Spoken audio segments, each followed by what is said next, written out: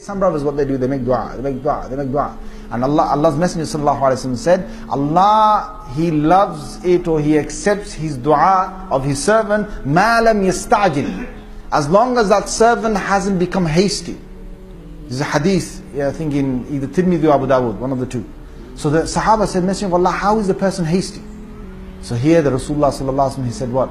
He said, as long as the person says, as long as the person carries on doing dua and he doesn't say this, he doesn't say, I made dua to Allah and Allah never accepted it. That's being hasty. You start saying, I made dua to Allah so many times and this dua never got accepted. Who are you? Who are you? Because Allah Azza wa Jal does three things for you in return of the dua that you just made. One of three things. One of three things He will do for you. Number one, either Allah will give to you what you just asked for. Number two, you didn't get what you asked for, but Allah will give you something in return of that. Something else in return. Oh, He will save you from an affliction. He'll save you from an affliction. You didn't even know it. You make dua that, oh Allah, please, please. Oh Allah, I want this thing, and I want this thing or this job. Oh Allah, I want this job. Oh Allah, I want this job. You're making that dua.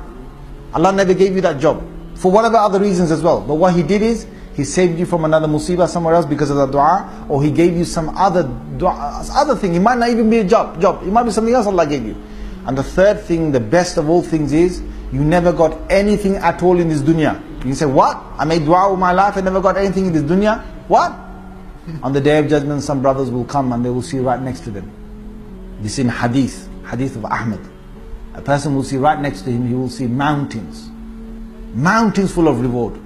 Now this guy sees mountain full of reward and he thinks, nah man, I didn't even live that long to get these mountains full of reward. That can't be mine. And he's looking at his little piles next to him. So then long time passes by, no one comes to claim their mountains full of reward. And then the person says, oh Allah, just a question, what my servant? He said, these mountains full of rewards, who are they for?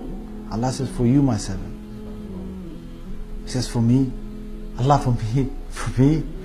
You know, the guy's thinking, how is it possible that I get so much reward? Allah says, my servant, you were in the dunya, while you were in the dunya, you used to make dua to me.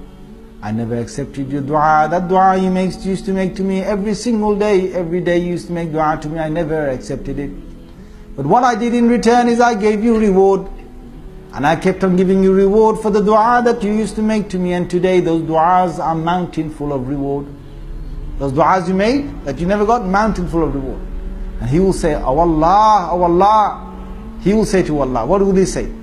He's speaking on our behalf, guys, if you understand that, yeah? Rasulullah sallallahu alaihi wasallam can't tell your name, he can't say my name, he can't say your name, but some of us are in this situation. You say, oh Allah, in that case, why did you accept any of my du'as? In that case, oh Allah, why didn't you reject all of my du'as in the world, reject all of them, so that I would get plenty more mountainfuls on the Day of Judgment?